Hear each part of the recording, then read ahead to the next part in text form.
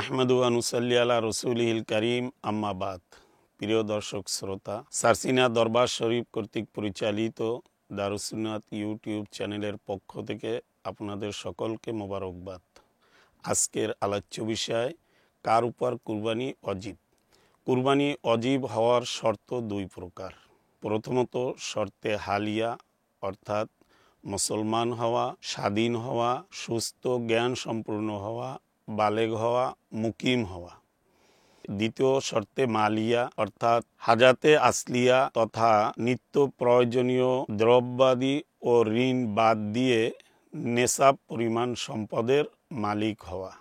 সুতরাং যেই ব্যক্তি জিলহজ মাসের 10 তারিখ হতে 12 তারিখের মধ্যে 7.5 ভরি স্বর্ণ অথবা 52.5 ভরি রূপা অথবা সম মূল্য পরিমাণ নগদ টাকা ও ব্যবসার পণ্য থাকবে, তার উপর কুরবানি ওয়াজিব।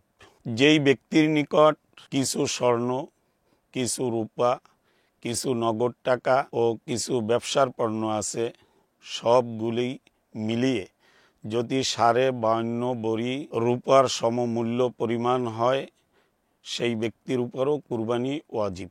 যেই ব্যক্তির নিকট প্রয়োজন অতিরিক্ত সম্পদ, অর্থাৎ জমিজমা, ঘরবাড়ি, ঘরে অতিরিক্ত আসবাবপত্র, ইহা যদি 52.5 ভরি রূপার মূল্য সমপরিমাণ হয়, ওই ব্যক্তির উপরও কুরবানি ওয়াজিব। যে স্ত্রী লোক নেশাব পরিমাণ সম্পদের মালিক হবে, তার নিজের সম্পদ দ্বারা স্বতন্ত্র কুরবানি করা ওয়াজিব। স্বামীর করা কুরবানি তার জন্য যথেষ্ট হবে না।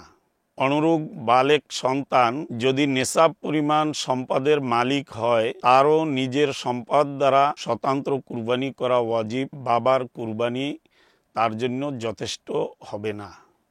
নাবালেক সন্তান যদি নেশাব পরিমাণ সম্পদের মালিক হয়, তার উপর কুরবানি করা ওয়াজিব নয়। তবে নাবালেক সন্তানের পিতা অথবা অভিভাবক তার নিজের সম্পদ দ্বারা নাবালেক সন্তানের পক্ষ থেকে যদি কুরবানি করে, ইহা মুস্তাহাব। যে সকল হাজিগণ মক্কা, মিনা ও মুজদালেফায় কুরবানির সময় 15 দিন থাকবে, তারা মুকিম। যদি নেশাব পরিমাণ সম্পদের মালিক হয়, তাহলে হজের কুরবানি ব্যতীত ঈদুল আজহার কুরবানি করা ওয়াজিব।